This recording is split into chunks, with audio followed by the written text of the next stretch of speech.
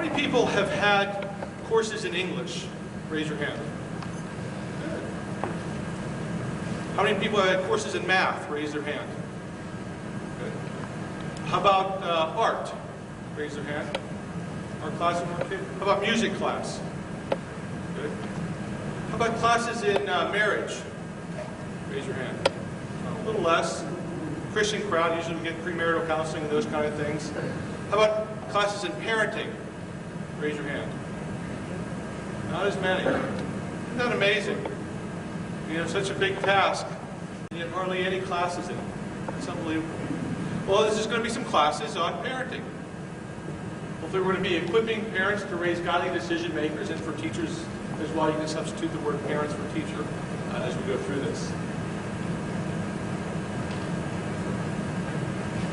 So I want to try to, as Dean pointed out, I'm going to try to look at this from a spirit, mind, body vantage point. And I think God made us in all three spheres, and it's important for us, if we're to understand kids and help them out, is we need to look at them also as looking at all three spheres, spirit, mind, and body. And that's what we're going to try to do tonight. Now, just some key things.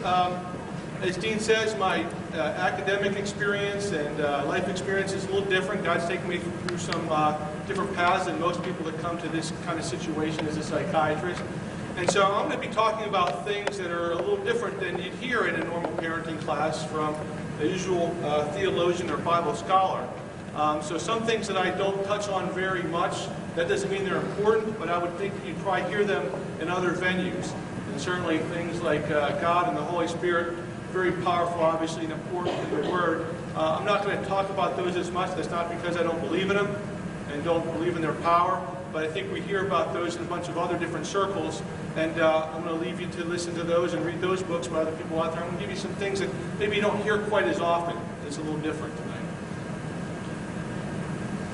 One of the things that, you know, Mike and I will try to get across over these next 5 sessions is that our role is really that as the interpreter for kids, is what I like to call it. We're the interpreter. You know, kids have very limited skills to be able to take stuff in and understand, well, what really is going on. So our role is to really take what's going on and interpret it for them so they really understand what is going on. So when a kid on the playground when they're 5-year-old calls them an idiot, that it's not left to them to figure out what's really happening.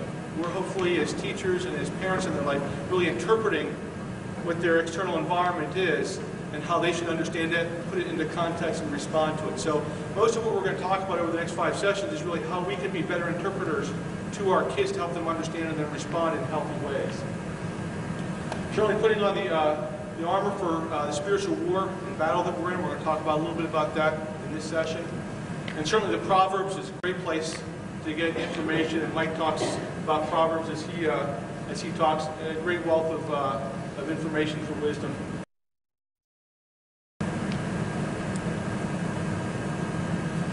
We're going to flesh this out a little bit more in a few minutes, but psychologically is the study of mental processes and behavior.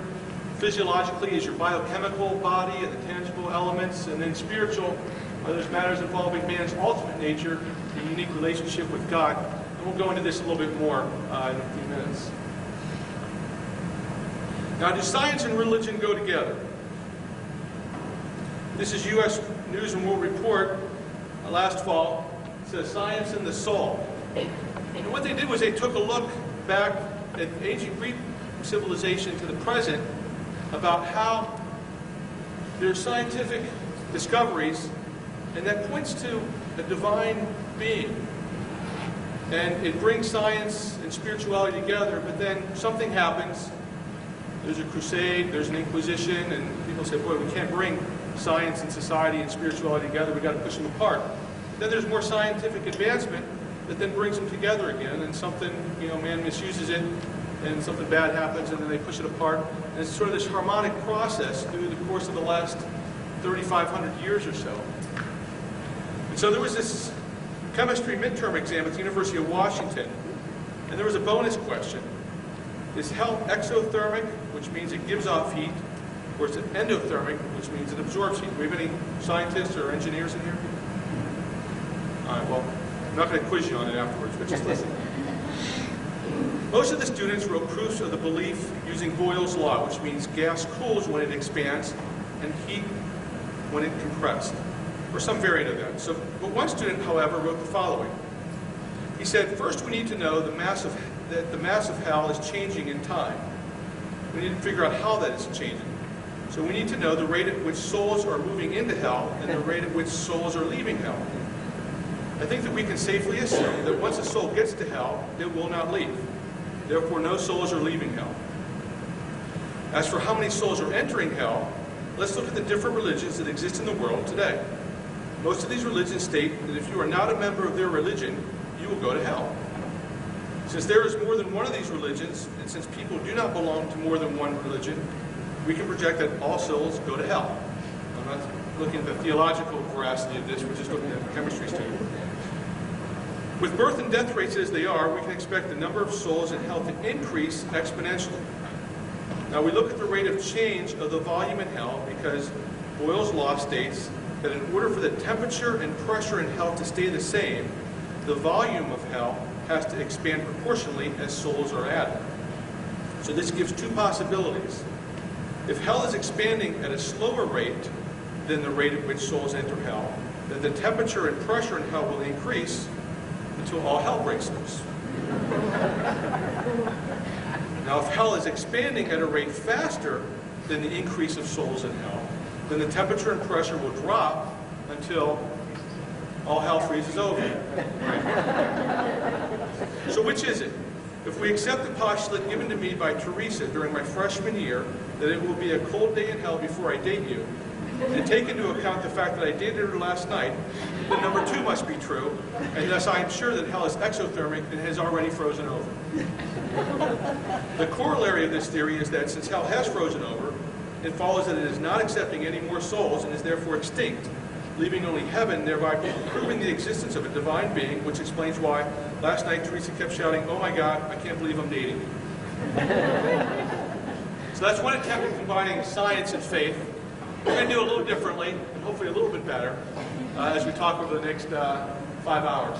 As a mom with 3 active kids, I've got to make sure I know what they're up to at all times. And as any mom will tell you, they can be a handful.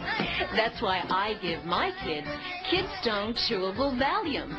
Kidstone Chewable Valium, the barbiturate the whole family can enjoy.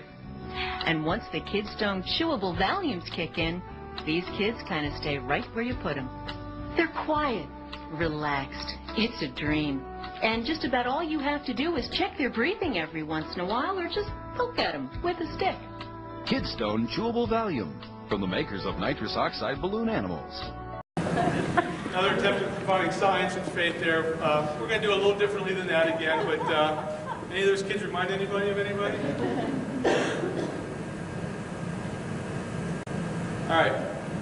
Now, I'm hungry. I didn't eat dinner tonight because I get a little nervous before I talk, and so I didn't eat any dinner.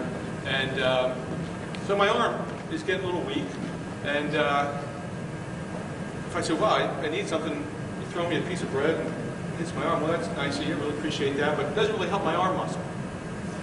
If I take it in my mouth, it's getting smaller, a little smaller chunks, but still not going to help my arm muscle. If I digest it a little bit more, it's down in my stomach, it's a little bit smaller pieces, still not going to help my arm muscle. It's not until it's metabolized into little itty-bitty pieces and then transported to my arm muscle, muscle cell, cell membrane, protein on that cell membrane, little amino acid on that protein receptor. That's when magic happens, when a very specific connection occurs.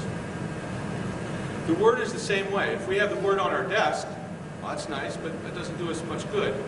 If we take it in our mouth, we memorize it, while it's getting closer, it's still not going to really help us. If we take it down into our stomach, we break it down a little bit more, we memorize it, we understand it a little bit, well, it's getting closer, but still not quite there. But still not quite there. That is louder, yeah. That's what the Pharisees were. It's not until we take the Bible and metabolize it down to its smallest piece, but then we transport it to that area of life where it needs to have application.